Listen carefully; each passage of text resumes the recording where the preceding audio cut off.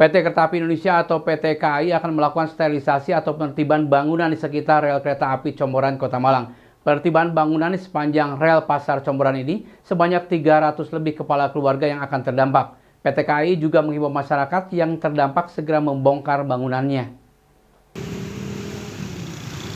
Rencana sterilisasi rel kereta api di sekitaran Pasar Comboran ini disampaikan pada pertemuan secara tertutup antara PT KAI, Kepolisian, Satpol PP, serta perwakilan warga sekitar Pasar Comboran yang berlangsung di stasiun Kota Malang. PT KAI mengatakan penertiban bangunan ini akan dilakukan pada 301 kakak yang berada di jalur kereta api Malang, Kota Lama, Jagalan hingga depo Pertamina Kelurahan Sukoharjo, Kota Malang. Total sepanjang 1,3 km areal rel kereta api yang akan disterilisasi. PT KAI mengatakan warga yang rumahnya berjarak 6 meter ke kanan dan kiri dari rel kereta api diharap sukarela membongkar bangunan karena berbahaya dan dilarang untuk digunakan sebagai permukiman warga karena tidak memiliki legalitas. Kini PT KAI telah membentuk tim terpadu untuk melakukan sosialisasi dan edukasi ke warga sebelum sterilisasi dimulai. Salah satunya ada tujuannya yang pertama adalah akan rencana mensterilisasi ya jalur KA dari Malang Kota Lama ke Jagalan lanjut ke Depot ya sejauh kurang lebih 1,3 km. Mungkin teman-teman sekalian tahu barangkali ya bahwa di sisi kanan kiri rel itu ada beberapa pemukiman atau kegiatan masyarakat yang sangat berbahaya. Dan itu menurut undang-undang ya, peraturan daerah juga sama itu tidak boleh dan dilarang. Mungkin kegiatan ini atau masyarakat di situ sudah lama barangkali ya, sudah lama menempati dan oleh karena itu kita ajak stakeholder itu udah dari Kajari juga ada komplit lah, insya Allah komplit dari RT sekolah yang salah satunya adalah nanti untuk kegiatan tersebut agar masyarakat kita berikan edukasi ya untuk bisa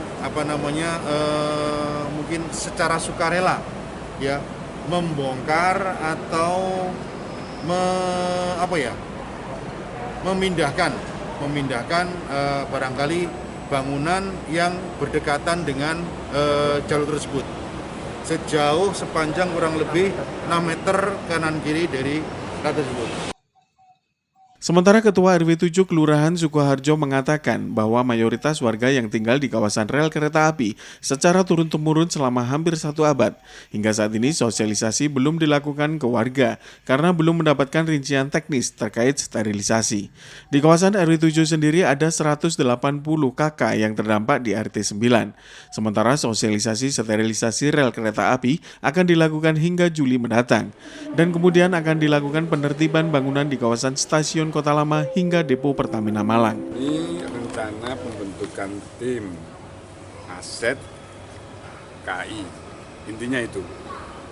Tetapi sampai tadi masih belum. Nanti akan mengajukan perwakilan masing-masing instansi, masyarakat, tokoh masyarakat dan sebagainya itu nanti disampaikan, baru timnya akan dibentuk. Tetapi terkait dengan rencana penertibannya itu nanti dibahas dalam tim tadi yang kecil itu. Dan ini hanya mengundang tokoh-tokoh masyarakat aja nih tadi, ya Pak. Itu aja. Hanya itu yang kita terima infonya. Warga gimana Pak? Ini kan udah pertemuan kedua dalam artian kan saya warga pertemuan udah tahu. Pertama tidak tahu di RW 7 karena dapat undangan, sehingga saya nggak bisa komen. Tetapi saya baru dapat undangan pertemuan hari ini. Nanti akan kita tindak lanjuti dalam tim kecil tadi itu. Saya kira itu. Gimana Pak warga? Saya belum sosialisasi sampai hari ini dan belum menyampaikan pada warga karena kami belum tahu detail gitu. Nanti kalau sudah detail baru kita ketahui, baru kami akan sosialisasi itu dengan tim yang ada. Simon Alfredo melaporkan. Menjelang Hari Idul Adha 1443 Hijriah yang jatuh pada tanggal 9 Juli mendatang, pemerintah Kota Malang bersama DMI menggelar rapat koordinasi membahas pengawasan penyembelihan hewan kurban. Rapat koordinasi antara pemerintah Kota Malang dengan Dewan Masjid Indonesia (MUI) dan perwakilan takmir masjid berlangsung di ruang sidang Balai Kota Malang.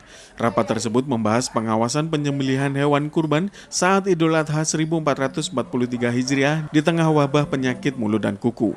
Wali Kota Malang Sutiaji usai rapat koordinasi tersebut mengatakan hewan kurban yang terinfeksi penyakit mulut dan kuku atau PMK dipastikan tidak menular ke manusia. Dan MUI telah mengeluarkan fatwa mengenai halal tidaknya hewan kurban yang terpapar PMK untuk dikonsumsi. Sutiaji menambahkan bahwa di tengah wabah PMK, Pemkot Malang sendiri terus melakukan mitigasi terhadap hewan dari luar daerah yang masuk ke Kota Malang untuk dipastikan sehat. Masjid yang melakukan penyembelihan hewan kurban juga mendapat pengawasan pemeriksaan dari Dinas Pertanian Kota Malang. Jika ada hewan kurban yang terindikasi terjangkit PMK, akan dievakuasi ke RPH milik Pemkot Malang. Jadi kita nanti ada edaran dari DMI dan kalau fatwa MUI sudah jelas ya, bahwa hewan-hewan yang boleh disembelih dan seterusnya, bahwa PMK ini tidak punya korelasi dengan masalah penyakit pada manusia dan seterusnya. Terus hasil rapor kali ini adalah satu, tetap ada mitigasi hewan yang masuk dari luar ke daerah. Terus ada surat bahwa ini hewan ini sehat. Yang kedua akan kita lakukan, mungkin ada yang beli ya, ada kekhawatiran nanti diserahkan ke takmir nanti mati. Maka di sini nanti akan kami lakukan juga pengecekan ke masing-masing hewan. Itu kan sudah dilakukan setiap Idul Kurban. Plus nanti kita akan lakukan penitipan di rumah potong hewan kita, di RPH nanti ada penitipan. Sementara Ketua Dewan Masjid Indonesia Kota Malang menghimbau semua masjid di Kota Malang untuk tetap melakukan penyembelihan hewan kurban pada Idul Adha 9 Juli mendatang. Masjid tidak perlu takut melakukan kurban karena fatwa dari MUI mengatakan daging hewan kurban yang terpapar PMK halal apabila diolah dengan baik dan dimasak sesuai prosedur. Edaran fatwa MUI saya rasa jelas. Jadi kaitannya dengan PMK ini tidak terlalu berisiko karena MUI sendiri sangat fleksibel, artinya ketika hewan itu masih memungkinkan ya maka tidak perlu dikhawatirkan. Baru kalau hewan itu benar-benar sakitnya parah, itu barangkali merupakan itu yang tidak bisa. Nah, informasi di Malang ini kan sangat rendah. Yang mati hanya satu, kemudian dengan penyembuhan sangat ini, saya tidak perlu dikhawatirkan.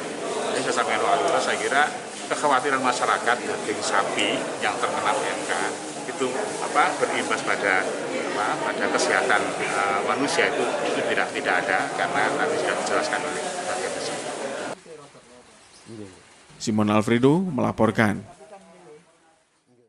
Akibat penyebaran penyakit kuku dan mulut atau PMK dan penutupan pasar hewan oleh pemerintah untuk mencegah penyebaran penyakit kuku dan mulut berdampak pada anjloknya harga jual sapi. Turunnya harga ini akibat sulitnya penjualan dan juga turunnya minat warga untuk membeli hewan ternak akibat resiko kematian. Pemerintah daerah terus melakukan berbagai upaya untuk menangani penyakit mulut dan kuku pada hewan ternak, sapi, dan kambing. Upaya yang dilakukan untuk mengantisipasi penyebaran PMK ini dengan melibatkan berbagai unsur terkait, TNI, Polri, Dinas Kesehatan, dan warga masyarakat khususnya peternak, agar penanganan bisa lebih cepat dan tepat. Upaya yang dilakukan diantaranya mencegah kontak hewan ternak dengan sumber penyakit, meningkatkan kekebalan hewan ternak, menutup sementara pasar hewan, dan melakukan penyekatan di perbatasan untuk memantau arus lalu lintas hewan ternak, serta edukasi kepada peternak dan melarang memasukkan sapi baru dari luar.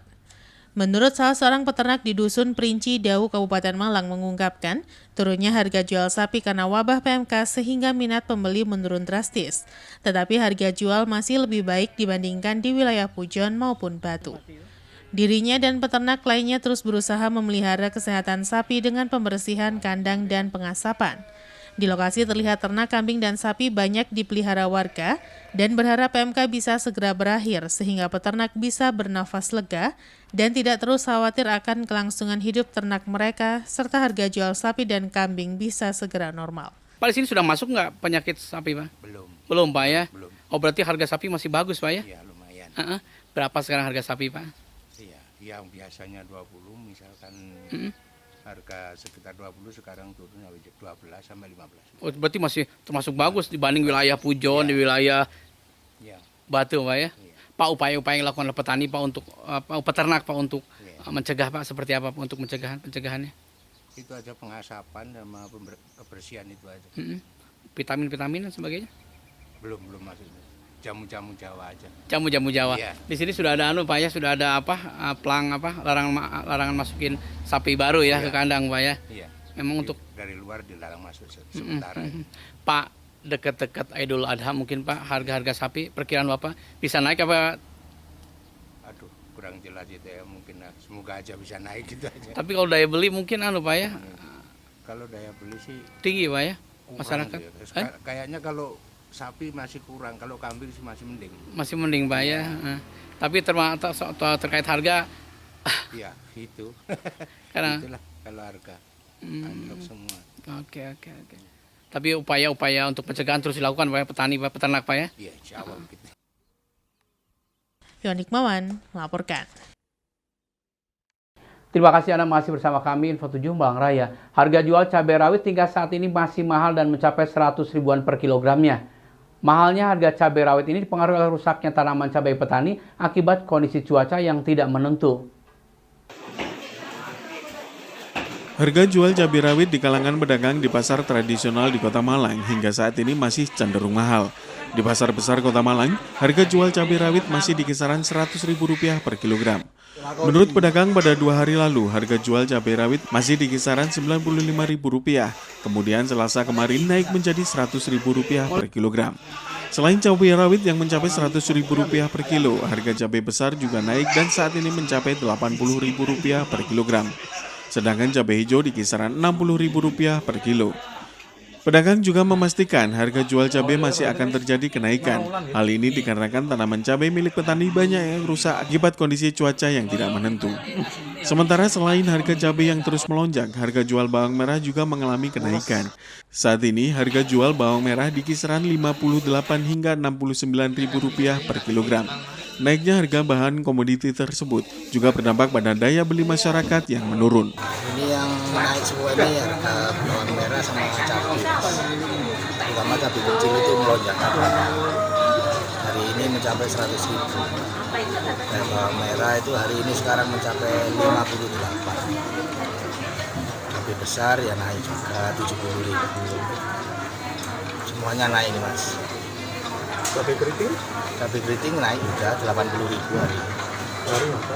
Dari harga 40, 50. Kenaikan itu kapan? Kenaikannya itu ya habis lebaran itu terus perangkat naik. Habis lebaran terus naik. Mas ini kan 100.000 cukup mahal. Ya. Gimana dengan penjualannya dan pasokan? Penjualannya ya berkurang Mas. Pasokannya sebetulnya kalau barangnya banyak, cuma ya itu pembelinya yang berkurang. Simon Alfredo melaporkan. Permintaan tetap dan stok melimpah karena banyak petani panen, harga komoditi pertanian hampir sebagian besar mengalami penurunan sejak beberapa waktu yang lalu. Salah satunya brungkul yang saat ini dijual kisaran Rp3.000 per kilogram di tingkat petani.